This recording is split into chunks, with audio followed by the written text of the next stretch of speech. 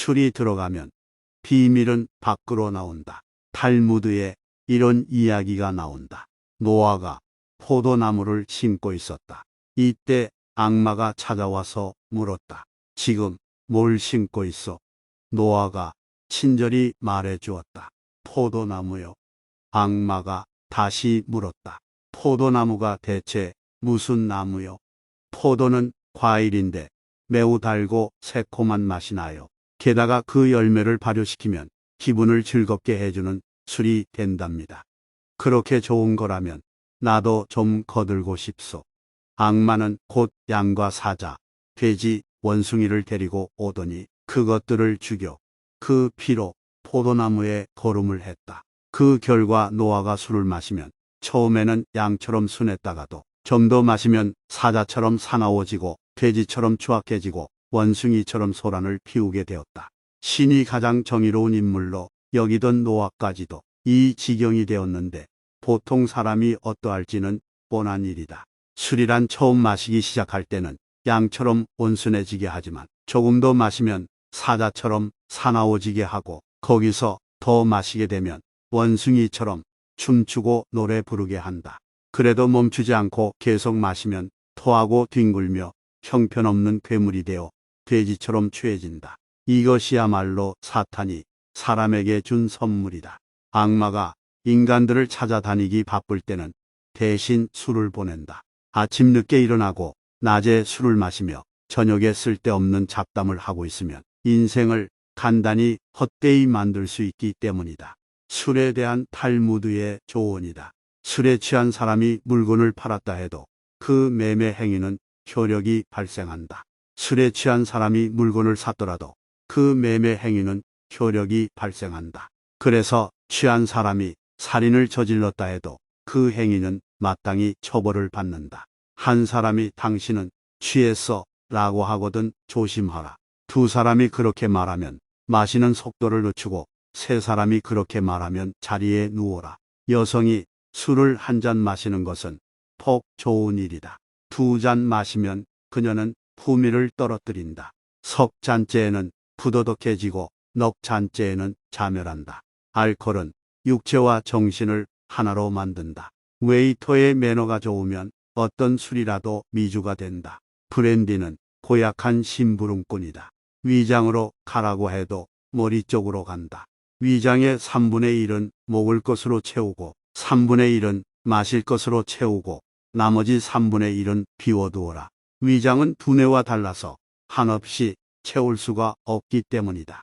사람은 자신의 환경을 변화시켜야 한다.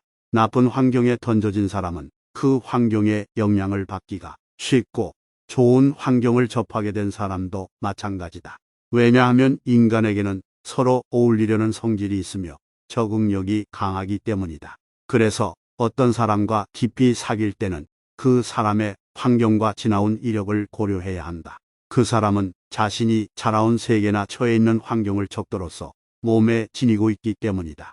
인간의 본성이 착하다는 것은 사실이다. 그렇다고 세상 모든 사람들이 선하다고 할 수는 없다. 절에서 자란 사람이나 수도원에서 생활한 경험이 있는 사람이 악인이 되기 어렵듯 술집 여자나 도박장에서 일하는 사람이 정직해지기는 매우 힘들다. 안 좋은 환경에서 자란 사람, 안 좋은 환경에 있는 사람들은 스스로 변화할 수 있는 계기가 꼭 필요하다. 스스로 꿋꿋하고 올바르게 살고 가족이나 다른 사람들에게 도움이 되기 위해서는 먼저 자기 자신부터 확고히 세워야 한다. 어떤 여성을 만나느냐가 중요하다.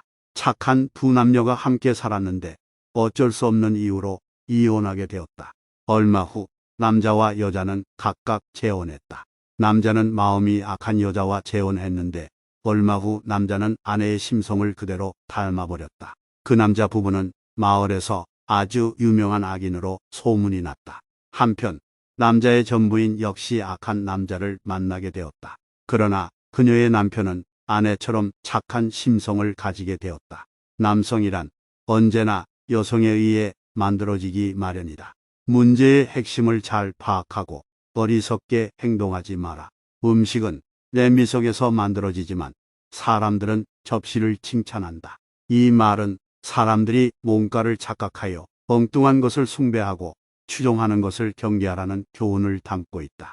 한 남자가 보수에 올라탔다. 그 보수 안에는 뚱뚱한 부인이 개 한 마리를 데리고 앉아 있었다. 그런데 그 개가 한 사람이 앉을 수 있는 자리를 차지하고 있는 것이었다. 남자 승객은 자기 몸이 너무나 피곤해서 부인에게 말했다. 미안합니다만 이 자리를 양보해 주지 않겠습니까? 그러나 부인은 아무 말도 못 들은 척했다. 이에 남자가 한 번 더 부탁했다. 부인, 이 개 대신 제가 앉게끔 해주시지요. 부인이 이번에는 고개를 가로저 거절했다. 급기야 화가 치밀어 오른 남자는 그 개를 집어 보스창 밖으로 내던져 버렸다. 부인의 입에서 비명소리가 터져나왔고 이때 옆에 있던 사람이 끼어들며 말했다. 나쁜 건 강아지가 아니라 부인이잖소. 이처럼 공연히 엉뚱한데 화풀이를 해서는 안 된다. 지금 이 순간을 살아라. 오늘이 당신의 마지막 날이라고 생각하라. 그리고 오늘이 당신의 첫 번째 날이라고 생각하라. 인간은 보통 60에서 100년을 산다. 그러나 100년을 산다 해도 한꺼번에 100년을 사는 것이 아니다. 인간은 하루하루를 살고 있다. 나아가 1분 1초를 살고 있다. 그러므로 하루하루가 인생의 전부이며 나아가 1분 1초가 전 인생인 것이다. 인간이 오늘을 마지막 날이라고 생각한다면 가장 충실하고 풍성한 열매를 맺을 수 있는 하루를 보내기 위해 노력할 것이다. 그리고 생애 최초의 날이라고 생각한다면 더없이 활기차고 희망찬 하루를 보내게 될 것이다. 당신이 살고 있는 것은 지금 이 순간이다. 단지 이 순간을 살고 있는 것이다. 자신을 아는 사람이 되어야 한다. 자신에 대해 웃을 수 있는 사람은 남의 웃음을 사지 않는다. 자기에 대해 웃을 수 있다는 것은 스스로를 객관화할 수 있다는 말이다. 즉, 스스로를 외부로부터 냉정한 시선으로 바라볼 수 있다는 것이다. 자기 중심적인 사람은 자신을 타인과 같은 시각으로 냉정하게 바라보지 못한다. 밖을 보는 눈은 있어도 안을 볼 수 있는 눈은 없는 것이다. 이런 사람은 남을 보고는 웃어도 남이 자기를 보고 웃으면 화를 낸다. 자신의 우스꽝스러운 점을 잘 아는 사람은 그것을 고칠 수 있고 남에게 비웃음을 사더라도 그것을 너그럽게 받아들인다. 사람은 누구나 웃음의 대상이 될 수 있으며 그 대상은 즐거운 것이다. 웃음은 여유다. 그리고 자신에 대해 여유를 가질 수 있는 사람은 자신을 궁지에 몰아넣지 않는다. 자신에 대해 웃을 수 있는 사람은 타인에 대해 웃을 때도 점잖다. 그래서 다른 사람에 대해 웃었다고 해도 그것 때문에 그 대상에게 상처를 주지 않는다. 마음이 고운 사람은 이런 사람이다. 지성만으로 사람들로부터 존경받고자 하는 것은 마치 사막에서 물고기를 잡으려고 하는 것과 같다. 사막에서 물고기를 잡으려고 하는 것은 헛수고다. 그리고 지성이 있다는 것은 지식을 풍부하게 지니고 있다는 것이다. 지성이 높은 사람은 남들로부터 귀한 대접을 받는다. 왜냐하면 유식한 사람을 알고 있으면 편리하기 때문이다. 그런데 그는 자신이 알고 있는 지식 때문에 그런 대접을 받는 것이지 인간으로서 사랑받고 존경받는 것은 결코 아니다.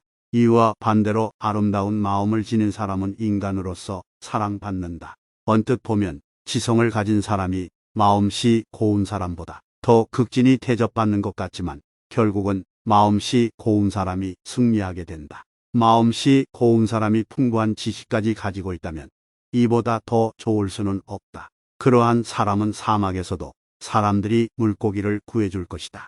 모든 잘못은 우리의 탓이다. 세상을 살아가는 인간이라면 누구나 죄를 저지르게 마련이다.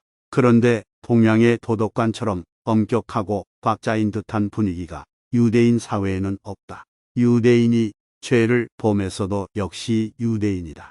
유대인들이 이해하고 있는 죄에 대한 관념은 이렇다. 가령 화살을 관역에 명중시키는 능력이 있지만 공교롭게도 맞히지 못하는 경우처럼 원래 죄를 지을 생각이 없었는데 어쩌다 한번 실수한 것이라고 마음 편하게 생각한다. 그래서 유대인은 자기가 범한 죄에 대해 용서를 빌 때 나라고 하지 않고 반드시 우리라고 표현한다. 자기 혼자 지은 죄임에도 반드시 여럿이 함께 저지른 것으로 말한다.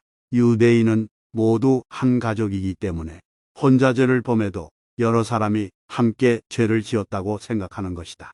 실례로 자신은 남의 물건을 훔치지 않았지만 누군가가 절도 행위를 저질렀다면 그는 하느님께 그 잘못을 빈다. 이것은 자신의 자선 행위가 부족했기 때문에 누군가가 절도 행각을 벌였다는 반성의 의미를 갖는 것이다. 평등한 존엄성을 가져라. 아무리 비싼 시계라도 바늘이 가리키는 1시간은 똑같으며 아무리 훌륭한 인간에게도 1시간은 60분이다. 세계에서 민주주의를 처음 만든 것은 유대인이다. 이것은 고대 이스라엘의 유산을 살펴봐도 잘 나타나 있는데 아마도 외부와 격리된 유대인 거리에서 해방되기 전까지는 서로 운명 공동체로서 영주도 지주도 성장하지 못했기 때문일 것이다. 그래서인지 대다수 유대인은 평범한 복장을 즐긴다. 이스라엘에서 넥타이를 메고 다니는 사람들은 정부의 고위관리 가운데서도 그리 많지 않다. 유대인들은 권위주의를 싫어한다. 그래서 흔히들 유대인은 예의가 없다고 한다. 그러나 유대인들은 인간은 모두 평등하게 존엄한 존재라고 생각한다. 현재 세상을 움직이고 있는 대다수의 사람이 유대인이다.